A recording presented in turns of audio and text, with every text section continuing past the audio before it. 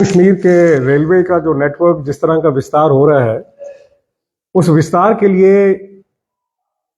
हमने जो हमारा जम्मू कश्मीर का भाजपा का यूनिट है, उसने लगातार काफ़ी देर से दिल्ली में प्रधानमंत्री जी के माध्यम से और हमारे रेलवे मंत्री के माध्यम से एक डिमांड रखी है। बहुत देर से कहा है कि जम्मू में रेलवे का डिवीज़न बनना चाहिए और उस डिवीज़न के बनने के से या उस डिवीज़न के बनने के बाद जिस किस्म की जम्मू में डेवलपमेंट होगी और जिस किस्म का जम्मू में रेलवे नेटवर्क डेवलप होगा, ये एक अपने आप में बहुत सराहनीय चीज़ होगी। आपको मैं बता दूं कि अभी तक पूरा जो रेलवे का नेटवर्क है भारत का, वो नेटवर्क जो है 19 जोन में बंटा है और 19 जोन जो हैं वो आगे 70 डिवीजन में बटे हैं। और हमारा जो जम्मू का यहाँ का जो रेलवे का नेटवर्क है वो फिरोजपुर की डिवीजन देखती है। पर हमारा भाजपा का मानना ये है, और जो हमने अपनी डिमांड रखी है केंद्रीय सरकार में, हमने ये कहा है कि रेलवे का नेटवर्क बहुत ज़्यादा बढ़ता जा रहा है और इस नेटवर्क को हैंडल करने के लिए जम्मू में डिवीजन होना बहुत ज़रूरी है। जैसे आप कश्मीर में ट्रेन पहुंच रही है, जैसे आप कटरा में ट्रेन ऑलरेडी पहुंच गई है, लेकिन सिर्फ बात कटरा और कश्मीर की नहीं है। बात यह है कि जम्मू जो है एक गेटवे है और इस गेटवे से जहां आप एक तरफ से कटरा में जुड़ते हैं, दूसरी तरफ से कश्मीर में जुड़ते हैं, तीसरी तरफ से आप लेह में भी जुड़ते हैं। इसके लिए जिस तरह का नेटवर्क रेलवे का एक्सपेंशन हो रहा है, उसके लिए एक फुल फ्लेज डिवीजन की बहुत जरूरत है। और ये जो डिवीजन होता है, ये सिर्फ डिवीजन ये कहने से नहीं कि यहाँ पे एक डिवीजन बन गया और उसमें डीआरएम बैठेगा या उसके नीचे का जो इंफ्रास्ट्रक्चर बैठेगा। इसके साथ इतने जो सपोर्टिंग डिवीजन बनते हैं या इतने जो सपोर्टिंग डिपार्टमेंट बनते हैं, वो अपने आप में बहुत बड़ी एम्प्लॉयमेंट जनरेट करते हैं। लोकल एम्प्लॉयमेंट भी जनरेट करते हैं, लोकल बिजनेस भी जनरेट करते हैं, लोकल टूरिज्म भी जनरेट करते हैं, लोकल इकोनॉमी जनरेट करते हैं। मैं आपको बताऊं मोटा मोटा कि ये जो डिवीजन है जिसकी मैं बात कर रहा हूं, ये डिवीजन इंजीनियरिंग का डिवीजन है। फुल फ्लेज इंजीनियरिंग का डिवीजन बनता है, एक फुल फ्लेज ट्रैकिंग का डिवीजन बनता है, एक फुल फ्लेज जो है रोलिंग स्टॉक का डिवीजन बनता है, एक फुल फ्लेज जो है सिग्नलिंग का बनता है, एक मटेरियल का बनता है, और भी बहुत से इसमें सेक्शन बनते हैं। और ये जितने भी सेक्शन बनते हैं, ये सारे के सारे सेक्शन एक फुल फ्लेज होते हैं और एक डिवीजन के अंडर होते हैं।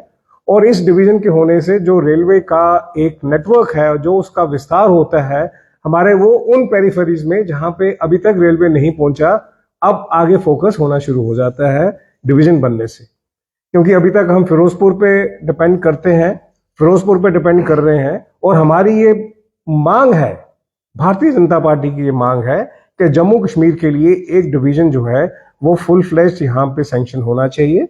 उसके लिए जो हमारे रेलवे मंत्री हैं अश्विनी जी, हमारे प्रधानमंत्री जी जो हैं, और जो हमारे माननीय मंत्री डॉक्टर जितेंद्र सिंह हैं, हमें उनसे अनुरोध है कि इस डिमांड को, जो ये हमारी जम्मू की बहुत पुरानी डिमांड है, जम्मू की जो रिक्वायरमेंट है रेलवे नेटवर्क का जो विस्तार है, उसको करने के लिए इस डिमांड को जल्दी से जल्दी अप्रूव कराया जाए, ताकि यहाँ पे डिवीजन बने। डिवीजन बनने के बाद जिस तरह की हम यहाँ पे प्रोग्रेस चाहते हैं वो करें। और हमारा अपने जो लोकल हमारे यहाँ मंत्री, जैसे मैंने कहा डॉक्टर जितेंद्र सिंह, मैं दोबारा उनसे प्रार्थना करना चाहूँगा कि ये जो मैटर है वो लें, प्रॉपरली लें, उसके साथ मिनिस्ट्री के साथ, और इसको जितना जल्दी से जल्दी हो इसको अप्रूव कराएं। गुप्ता साहब, ये डिमांड में लंबे समय से है, ये आज की डिमांड नहीं, लंबे समय से है। जब भी मंत्री आते हैं, जब भी कोई बात होती है, कई बार मंत्रियों ने दौरा किया है, कई बार प्रधानमंत्री ने भी दौरा किया, इसी तरह गृह मंत्री ने, हर मुद्दे पे ऊपर इस डिवीजन की बात की जाती है। और ये वहीं पे डांट के 3 पास वहीं पे है, क्योंकि फिरोजपुर में डिवीजन है। ये लंबे समय से डिमांड रही है कि यहाँ पे विस्तार हो चुका है और यहाँ पे जम्मू को डिवीजन बनाना चाहिए। देखिए, जैसे अब कश्मीर में रेल आने वाली है जनवरी में, अब सिर्फ एक वो बात एक ट्रेन की नहीं है, हम तो उस तरह का विस्तार चाह रहे हैं कि हर घंटे में एक ट्रेन चलनी चाहिए। देखिए, जैसे किसी भी एक डेवलप कंट्री में, बाहर के मुल्कों में क्या होता है कि एक स्टेशन में सिर्फ एक ट्रेन से बात नहीं बनती। जहां पे आपका टूरिज्म बढ़ रहा है, जहां पे आपकी इकोनॉमी बढ़ रही है, जहां पे आपका बाकी चीजें बढ़ रही है, वहां पे एक डिवीजन का होना जरूरी है। आपने बिल्कुल ठीक कहा कि हमने काफी देर से इसकी डिमांड कर रहे हैं, और अभी हमारे माननीय प्रधानमंत्री जी, माननीय मंत्री जी और जो हमारे यहाँ के लोकल एमपी हैं डॉक्टर जितेंद्र सिंह जी, तीनों के संज्ञान में ये बात है, और ये बात को बहुत शिद्दत से, बहुत सीरियसली लिया जा रहा है। और इसको जो है किसी भी किसी से भी बात करने की जरूरत हो, किसी से भी अप्रूवल की जरूरत हो, ये होगा और ये अप्रूव ही होगा। और आप जल्दी थोड़ी देर में सुनेंगे ये अप्रूव हो गया है, और इसका जो है हम इकट्ठे मिलकर सेलिब्रेट करेंगे। गुप्ता साहब, एक इसी के साथ जुड़ता हुआ सवाल है। जिस तरह से आपने कहा है ट्रेन पहले कटरा गई फिर कश्मीर में जाएगी, तो जहां पे जो बिजनेस है उसको बहुत ज्यादा प्रभावित होगा। जहां पे कुछ ना कुछ रेल जहां तक भी रहनी चाहिए, लोग जहां तक भी उतरना चाहिए, ताकि जहां की व्यापार जो है बढ़े। अगर डायरेक्ट ये रेल कश्मीर में चल गई, जहां का तो व्यापारी जो है वो पठानकोट की तरह जो बना था पहले, उसी तरह पे सड़क पे आ जाएगा। क्या कहेंगे? मैं आपको जरा याद दिलाना चाहूंगा कि पठानकोट में जब रेल रुकती थी वो पठानकोट के बाद जम्मू में आई। ऐसा नहीं कि पठानकोट की इकोनॉमी खत्म हो गई, आज भी पठानकोट की इकोनॉमी बहुत अच्छी है। देखिए, कहीं पे अगर कोई छोटी सी इशू होता है या किसी की वजह से इकोनॉमी अगर डिस्टर्ब होती है तो दूसरे सेक्टर ऑटोमेटिकली ग्रो कर जाते हैं। हमारा डिवीजन की जो मांग है, इसको देखते हुए ये मांग है, क्योंकि जम्मू जो है बड़ा इंपॉर्टेंट एक गेटवे है, इंपॉर्टेंट हब है, और इस इंपॉर्टेंट गेटवे और हब को आगे चलाने के लिए, इस इंपॉर्टेंट गेटवे की ग्रोथ के लिए, यहाँ पे एक दफा जब डिवीजन बन जाता है तो जम्मू को आप इग्नोर नहीं कर सकेंगे। ना बिजनेस इग्नोर होगा, ना इसमें वो होगा। आप देखिए, छोटा सा उदाहरण देता हूं मैं आपको। जम्मू में जो वैष्णो देवी का जो एक फुटफॉल है, वो तकरीबन 1-1.5 करोड़ का फुटफॉल है।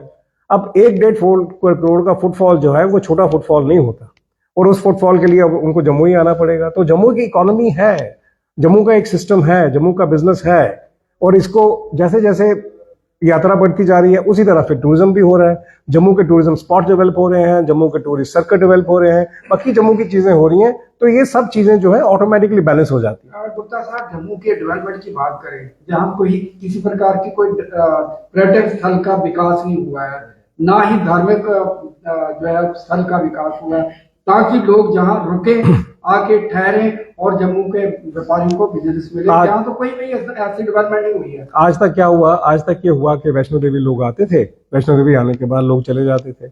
हमारा भी मानना ये है, भारतीय जनता पार्टी का भी मानना ये है कि जो लोग यहाँ पे आए वो अगले 2 दिन जम्मू में घूमना चाहिए।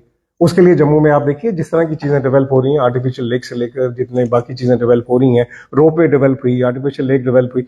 देखिए, ये जो डेवलपमेंट होती है, ये इसका एक अपना प्रोसेस है, अपना टाइम लगता है इसको। लेकिन मैं आपको ये कह सकता हूं कि भारतीय जनता पार्टी इन सब चीजों के ऊपर बहुत सीरियस है, और हम इसके ऊपर बहुत काम कर रहे हैं, बहुत प्रोग्रेस कर रहे हैं, और आप देखेंगे इसका एक इम्पैक्ट होगा। जो लोग यहाँ पे आते हैं, जो यहाँ पे रिलीजन टूरिज्म है, अमरनाथ यात्रा का देखिए आप कितना बड़ा टूरिज्म है, लोग यहाँ आके 10-10 दिन रहते हैं। तो ऐसा तो नहीं कि इकोनॉमी नहीं होती, जब वो यहाँ रहेंगे तो इकोनॉमी बिल्ट होगी, डेफिनेटली बिल्ट होगी, भले वो 2 महीने के लिए हो, पर डेफिनेटली बिल्ट होती है।